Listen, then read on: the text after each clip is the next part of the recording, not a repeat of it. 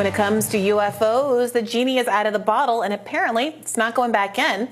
UFO documentarian James Fox is willing to bet $1,000 that more UFO evidence and whistleblowers will come out within a year from now. Let's watch. And knowing David Grush is under oath and his credentials, he said, "I'll show you where they are. I know where they are." Like, how are you not going to call his bluff on that? This is coming out. How do I know this? I've also went to Washington for almost 5 weeks, just a couple months ago, and I met with a lot of the people that are working behind the scenes to get this out. They know that it's real, okay? It's just now it's a matter of how do we roll this out? How, and there is a lot of talking behind the scenes. I can assure you this is coming out, and you just wait. When some high-resolution satellite imagery leaks out, that will be happening. First-hand witnesses are going to come forward. That will be happening. They can't put the genie back in the bottle, man. This is coming out. He'll only bet $1,000? But most of the time people say, like, I'll stake my life on it. I'll get my left arm. I'll bet $1 million. Okay. I like to bet $100. I like to make a couple $100 like political bets for what's going on. And, sure. And then I just quietly. Well, I pay them, but I tweet about them, and then I just later I never said that. I make people whole, but that's how we retain our pundit cards. This guy, look, that sounds great. Let's do that. Let's see those satellite imagery. Let's hear from the first-hand witnesses. Let's have David Grush lead us all to the exact place where the crafts are kept. It's a lot of vibes right now. It's like more evidence will be coming out. No evidence has come out yet. So you're alluding to the fact that at the UAP hearing, several Congress members asked him specifically, where is the stuff? Do you know where the stuff is? He said, I'll tell you if we go into a secret room. Yeah. And then you can send a strongly worded email to whatever actual person with power who stops this from being disclosed. That's my concern. I don't want to burst everybody's bubble.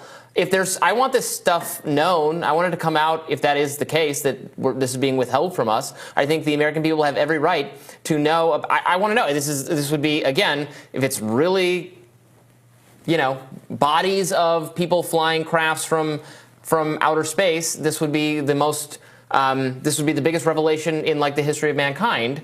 And a lot of people are very persuaded that it's being kept hidden from us. And yes, we should know the truth. I just don't have any faith whatsoever that it won't just be either that there's nothing to it or it's just going to continue to be hidden.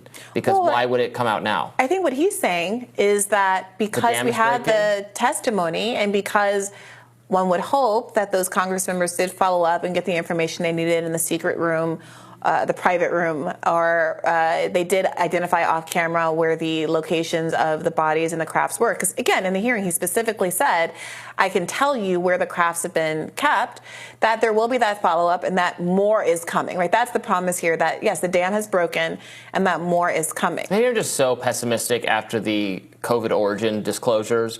Congress passed bipartisan bill that the federal government would have to disclose what it knows and what it thinks about COVID's origins. Biden signed it. Then we had, reporting from Michael Schellenberger from the Wall Street Journal that the people initially who got sick with COVID were in the lab. The Energy Department and the FBI have concluded that the lab leak is more likely. So there is some underlying intelligence. Maybe it's that. Maybe it is that the U.S. government actually can confirm that those people were sick or something equally strong or something like that.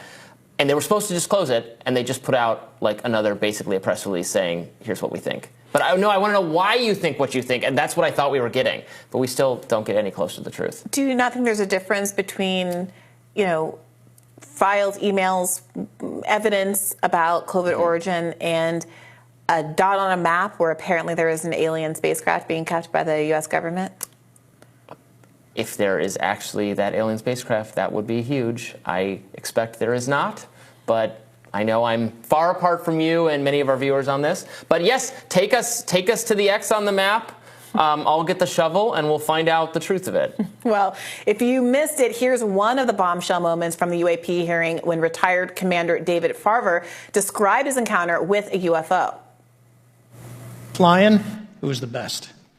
Now, is it true that you saw, in your words, a 40-foot flying tic-tac-shaped object? That's correct. Or for some people that can't know what a tic-tac is, it's a giant flying propane tank. Fair enough. Did this object come up on radar or interfere with your radar or the USS Princeton? The Princeton tracked it, the Nimitz tracked it, the E-2 tracked it. We never saw it on our radars. Our fire control radars never picked it up. The other airplane that took the video did get it on a radar. As soon as it tried to lock it, it jammed the radar, spit the lock, and he rapidly switched over to the targeting pod, which you can do in the F-18. From what you saw that day and what you've seen on video, did you see any source of propulsion from the flying object, including on any potential thermal scans from your aircraft? No, there's none. There's no IR plume coming out. And Chad, who took the video, went through all the EO, which is black and white TV, and the IR modes, and there's no visible signs of propulsion. It's just sitting in space at 20,000 feet. In your career, have you ever seen a propulsion system that creates no thermal exhaust? No. Can you describe how the aircraft maneuvered? Abruptly, very determinate. It knew exactly what it was doing. It was aware of our presence, and it had acceleration rates. I mean, it went from 0 to matching our speed in no time at all. Now, if the fastest plane on Earth was trying to do these maneuvers that you saw, would it be capable of doing that? No, not even close. And just to confirm, this object had no wings, correct? No wings. Now, was the aircraft that you were flying, was it armed? No, never felt threatened at all. If the aircraft was armed, do you believe that your aircraft or any aircraft in possession of the United States could have shot the Tic Tac down? I'd say no. Just on the performance, it would have just left in a split second. It looks like that we have a problem here that needs further investigation. Yes. Now, because Fravor is esteemed, highly ranked, willing to give such specificity, I know that much of that had been in the public record for some time, but hearing it all laid out in that context, the reasons he believed it was a non-human spacecraft, the acceleration, the inability to perceive any method of propulsion, the fact that accelerating in the way that it did would create G-forces that would not be a human would not be able to withstand.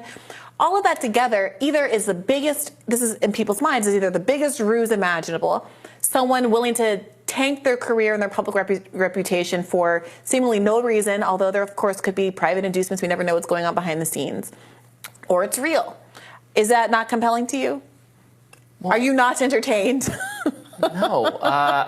No, I'm sure, I say that I don't think he's making this up. I don't think he's being deceptive. I think he saw exactly what he's describing. And for all I know, he did see exactly what he's describing. So, and if he did see it, then yes, it could be an otherworldly craft, or it could be technology that our government or foreign government has that has not been disclosed, which I find most likely. Even though the technological leap seems to be significant in his telling? This is him looking out a window and seeing something. How can you tell how fast a car is moving if you look at the road? Yes, if I were you're like, that's going career 56 miles per hour. No, you couldn't. If I were a career Navy pilot and I know that I was, in a specific spot based on radar and all of the ways that as a pilot I know where I am positioned in the air and how I navigate. And then I'm flying away from it, knowing the capacity of my vessel, how fast it can travel over a certain amount of time. And then instantly the thing that was behind me and that it took me 3 minutes to get away from is now ahead of me in a way that would take me 3 minutes to get to, I'm making up these numbers, but you know what I mean. Then yes, I would be galled and stunned and have some sense of the technical performance of the craft, which, to your point, could be explained by either U.S. or foreign technology that has been kept under wraps, or if it could be something otherworldly. And the question is, how much do we believe? Like, is there a point at which the technical ability of a craft, even if we can concede that we don't know everything we know about what the U.S. military is capable of, or anybody else's military is capable of, at a certain point, what does the technology have to do for you to be like conclusively, oh, this can't be man-made? Disappear? It has to be more than described to me. I have to see it. Well, there is the video of this encounter. It's just not very good. Never is. is it? Look, at the end of the day, there's one way we can settle this debate, discussion forever. We need to see the actual craft that is described, or whatever the government is alleged to have. Again, David Grush says they have the craft, they have the bodies. That would clear all this. Then we don't have to have an argument about, is the technology too advanced that theoretically it could even be. We could just see the actual thing. They've said they have the actual thing. Let's see it. All right. Well, I want to hear what you guys have to say. Please do weigh in on this one in the comments.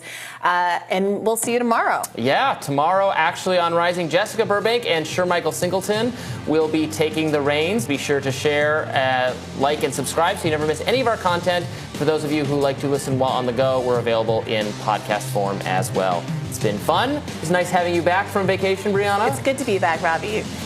All right. See you later. Bye-bye.